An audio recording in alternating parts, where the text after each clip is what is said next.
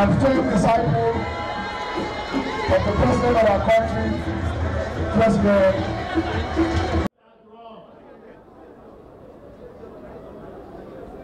Now, look at me very well. Look at me very well. I am 56 years old. I'm 57, 27th of May, and I'm 57. It means that I'm strong. It means that I'm strong, I'm agile, and I can do what nearly every young man can do.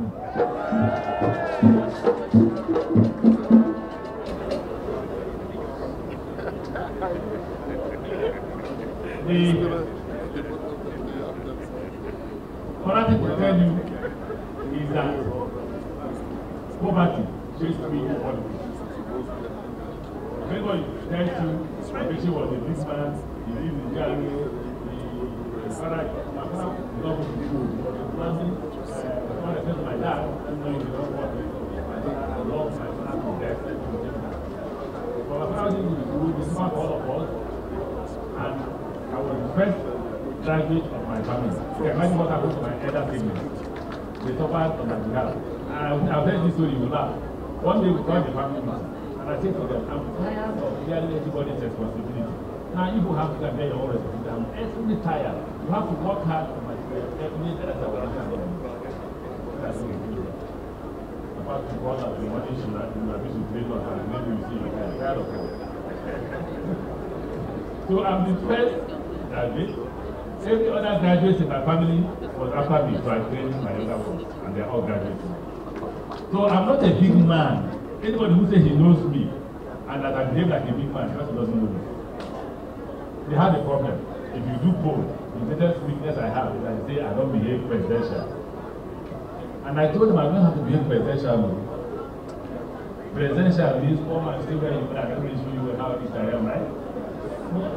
You can't change the pig at old age, can you?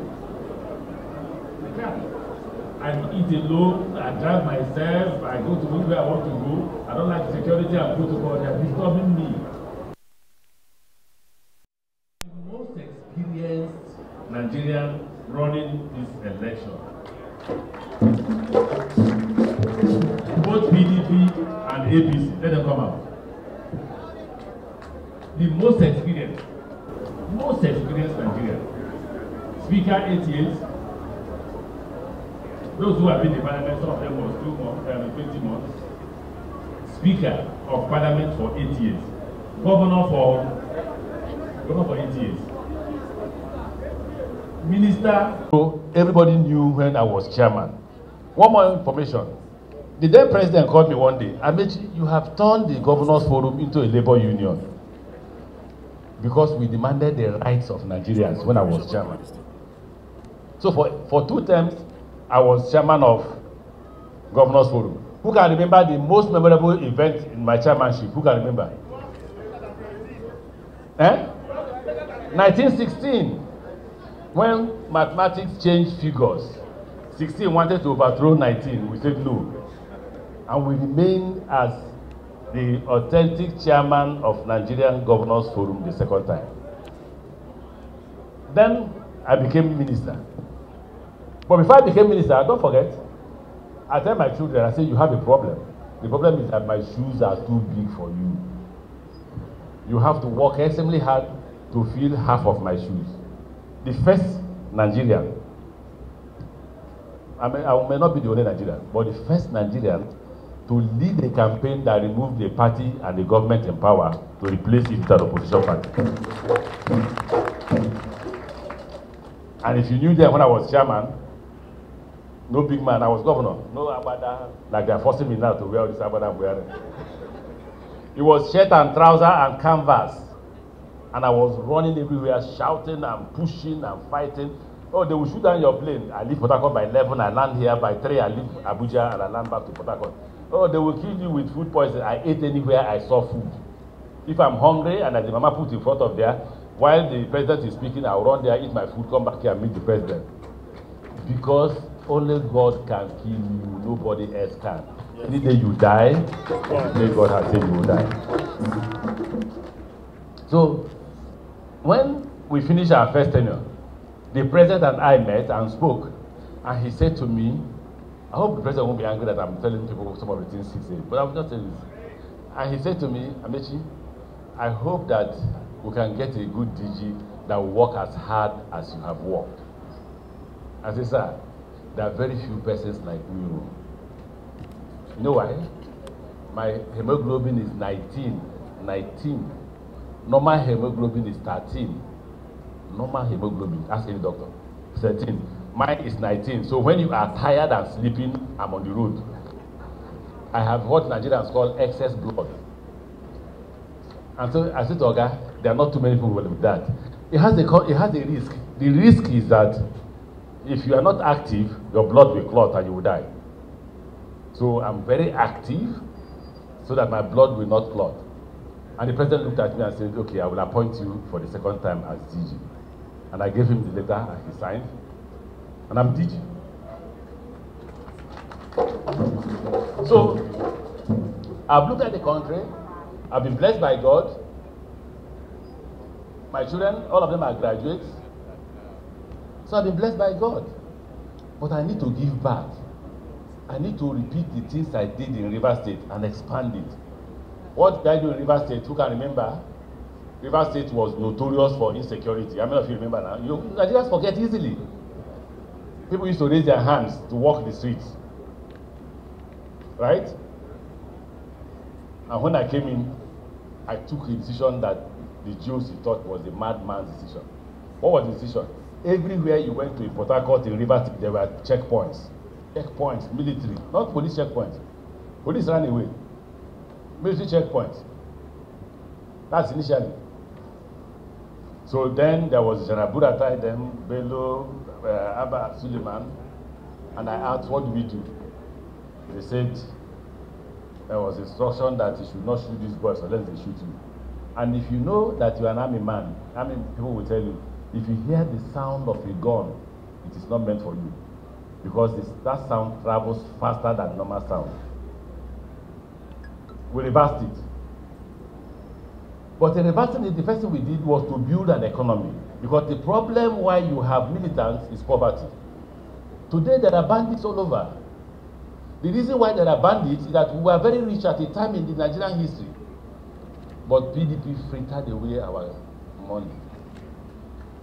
They couldn't even construct roads. The president tells me every day when he wants to support me, when he wants to support me on railway, said if when we had money, when we had $68 billion in our account, we built all the rails. The rails were to cost us $36 billion everywhere, $36 billion. If we built railways, Amaechi, were we going to repeat it this time? I said no, sir. But you see, PDP frittered away those money, and the money did not go into the hands of Nigerians. It went into the hands of the few rich Nigerians.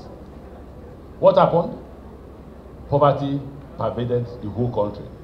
Those who can, my second son teaches me every time, Dad, please calm down, calm down. Everybody has his own threshold of managing depression. There are those that small threshold, they're going into madness. There are those that can manage it for a long time. So don't judge everybody the same. That's my second son telling me. But depression got into the country. some people became mad and started carrying guns in Rivers State. And why were they carrying guns? In the name of fighting for what they called our right to oil, our right to all sorts. And they moved from that our right and shooting and killing people, they began to kidnap. From kidnap, they began to steal oil. And I asked God, so what actually made me say I wanted to be governor if these were the problems? Because they were too much. They were enormous. So I called my Reverend Father, and we prayed and asked God for direction. Then I started with the security, and they were shocked when I said, all checkpoints must go now. Once I took that decision, the GOC called me. Excuse me, Mr. Governor. I said, yes, sir.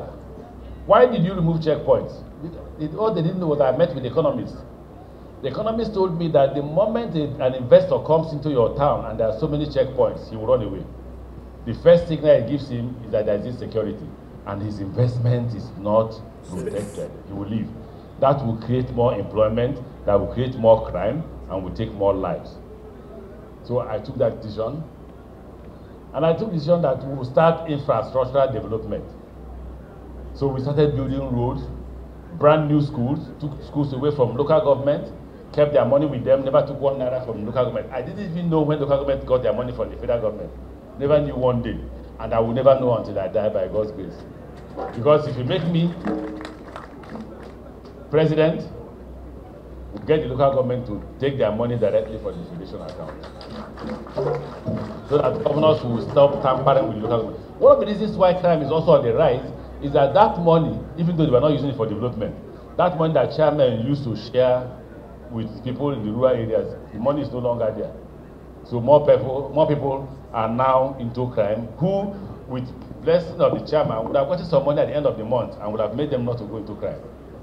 Okay, so we looked at it and we said to ourselves, take away health from local government, take away primary schools from local government, and in the 8 years we stayed as governor, we built between 300 to 500 primary schools, well furnished, not 6 classroom block. Oh, we had 14 classroom block.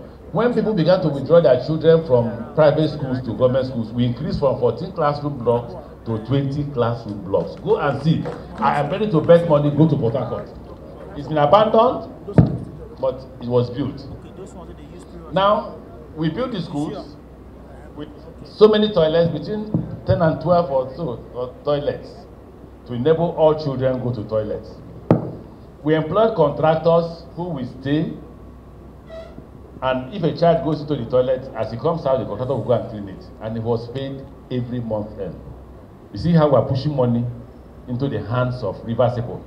And why? That's the economy. The moment you have money, you go to market, because you buy food.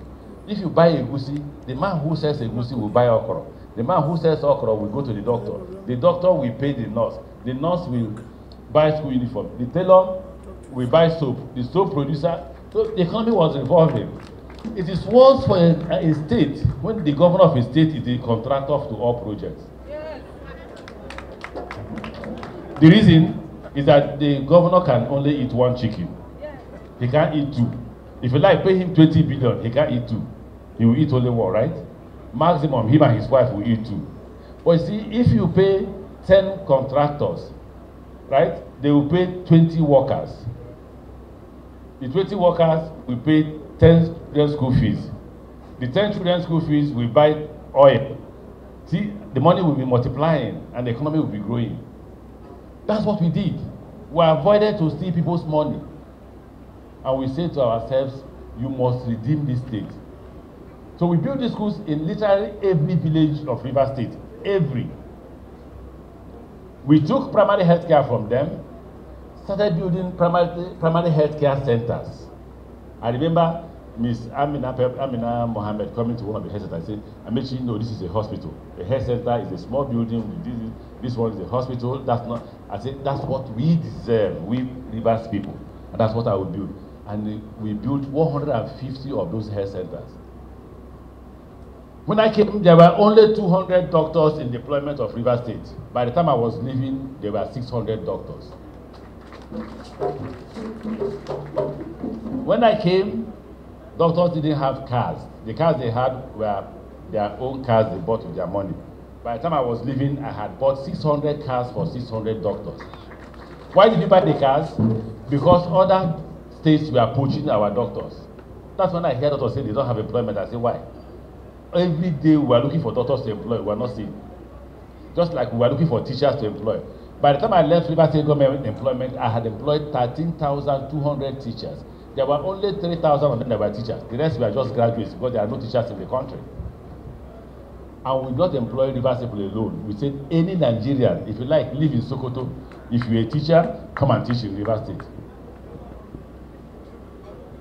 Why did we do that? We needed to create an alternative economy to crime. The moment we created that economy and gave people opportunities to begin to get work, 500 roads were being constructed at the same time. In rural, not all these flyover, rural villages. We built flyovers. We were not making noise. Ask President. I told him, I said, I am paid by you, the River people, to do this work. So why do I have to call you to come and dance for me that I'm commissioning project? Is that how the banker calls me when I pay when he manages my money? Nobody dances for the banker, just like nobody dances for the teacher.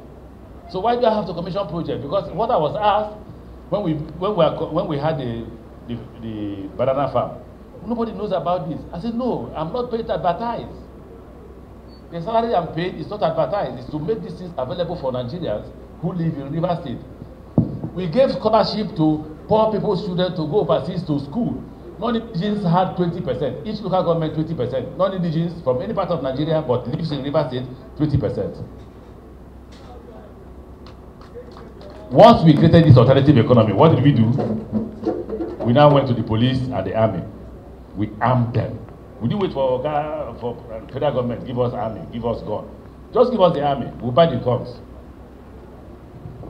So they gave us helicopter, gunboats, the police. We got into an agreement with them. If they kill any policeman or any army officer or army personnel, we will train his children in school and we will employ his wife.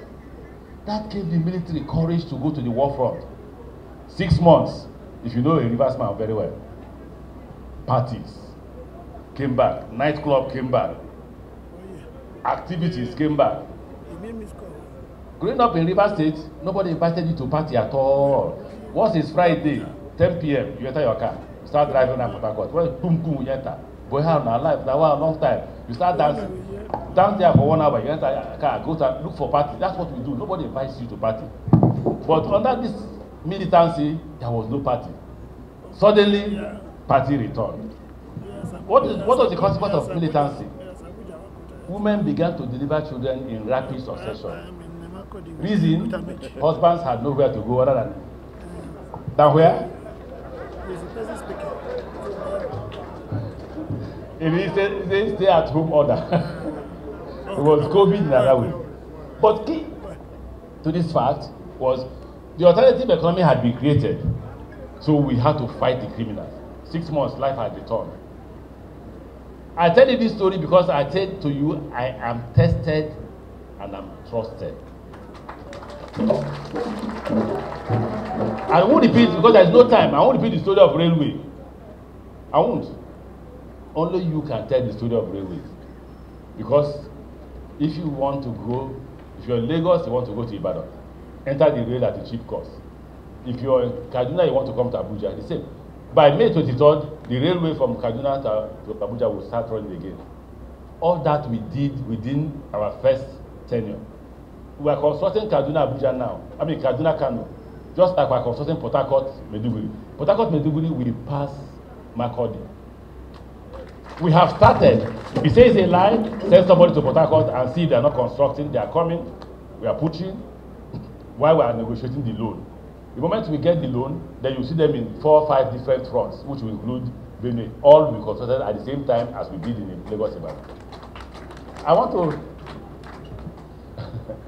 see women say I should be gender sensitive. There are called men here. I'm talking to both male and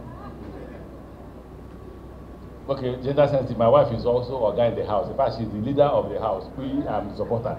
I've told her several times that she leads the house. Now, I've said yesterday, so that's why maybe she was not there yesterday, that when we win, women will have the same opportunities as the men. There will not be women 6 or 10 or 15. No, you have equal opportunity as the men. Because you are more brilliant than the men. Ask parents. Ask parents. Ask parents. If you have a baby boy and a baby girl, which one develops faster? The boy will struggle till maybe 6 months, 8 months, 1 year before he picks up to start. He will first be bullish to the girl because he is smarter at that time. Until he becomes an adult, that's when he becomes the organ of the house. By tradition, no, it's not because he was smarter. Anyway, so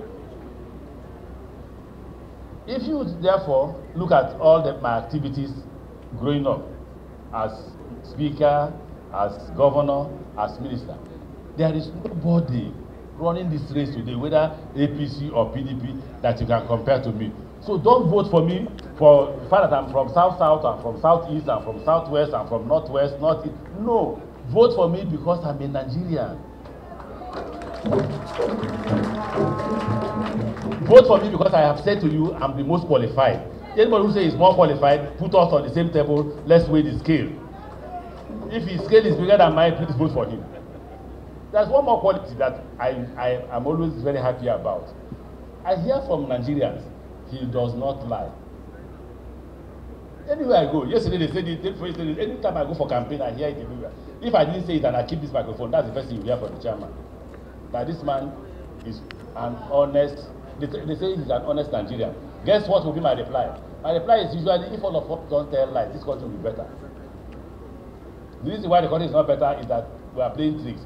And in my own lies, they accuse me of being arrogant. I swear I'm not arrogant.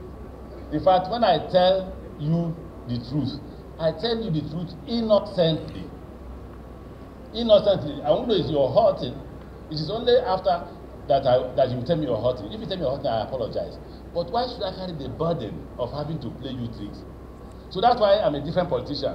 When you meet politicians, they don't want to support you. They say, okay. You come to him, okay, listen, help me, support me. I say, oh, you're the best candidate. I will support you. No. God bless you. Just watch that, I will vote for you. As you leave, the next man comes, he tells him he's going to. That day, he will do something else. In fact, there's a story somebody told us last night, that a man was contesting an election. He went to vote. He begged people to vote for him. They agreed. So he went to vote. He voted for himself. After the vote, he lost. He had only 1 vote.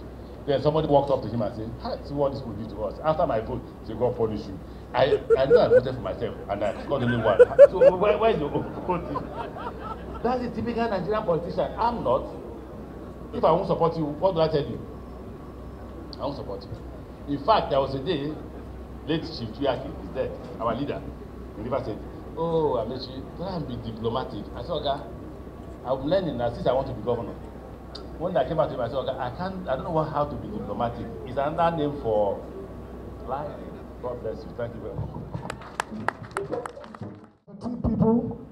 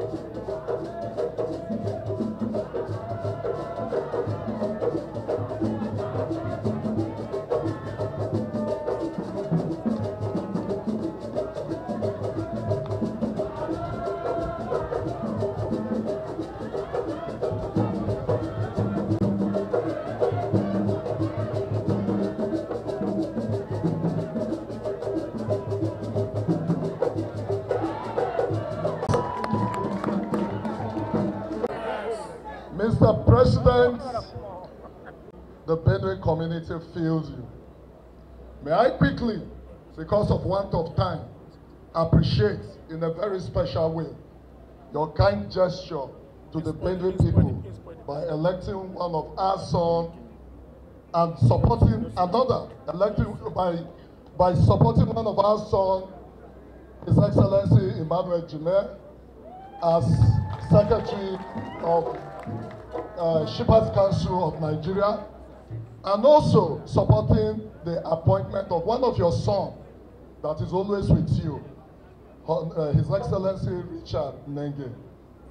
Thank you, the Benue people say thank you so much. Your Excellency, I want you to know that the Benue people love you so much. It is important you know this fact, because while in your travails in Rivers, it was as if it was happening here in Benue while you were governor. Because the Benue people ordinarily like a bold person, a fighter, someone that has what it takes to bring a new dimension as far as leadership is concerned. That was your attraction to the Benue people. And that supports the fact that while you were in these travails, our leader, Senator George Akume, was always with you on the phone. Only the both of you knows how you supported yourself, how he supported you within that period while you were fighting for justice for Nigeria, not just for River people. Your Excellency, I want you to know that Benue State is totally APC.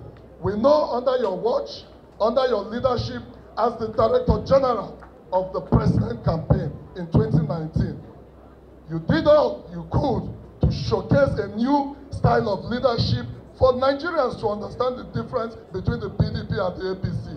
In Benue, we did our best as far as that contest is concerned. But somehow, the current governor used all Fulanization tactics and this thing, and eventually that was how he got himself re-elected. That is not to say, you can see the caliber of individuals that are here. Leaders, there is Jack Tilegado, Simon Shango, you can see His Excellency Mike Ondoka, and a host of them, His Excellency Samode, Chief Stephen Lawani. Benue is total APC under the leadership of Senator Dr. George Akume. Your Excellency, I'm happy that when you came, you saw the dilapidated state of Benue. At night is worse, and that is why there are high crime rates in Benue. What the governor Odom does is to create all sorts of stories, pointing accusing fingers on the president and the APC. But the reality is on ground. And I want to assure you, and I want to let you know that by God's grace, come sun, come rain, that Benue will move back to the progressive family in 2021. Like I said, you have proven to Nigerians the stuff you have made of. You have never failed. As Speaker, you made your mark. As Governor, you made your mark. As Minister, you have done your best for Nigerians. And as President, I know you will do far more, because of that, you are saddled with the whole engineering as far as the country is concerned. Your Excellency, I want you to know that Benue is totally with you, considering the fact that you have us in mind. And I also want you to know that this state is your second home. Feel free, because the number of people working for you day and night in Benue, you can only imagine. Time will not permit us for people to talk. Time will not permit us for us to show you. But the rest assured, keep a close ties with the leader of this party that have lived his life for the Benue people. Over 40 years in government, as chairman of the local government, down to governor, down to minister, down to senator, down to minister. You can see his abode. You can see his house. He has nothing. If he has any money today, he does it for the lives of Benue people. Thanks for checking out SYMFONI on YouTube. Please be sure to subscribe and like our videos for updates.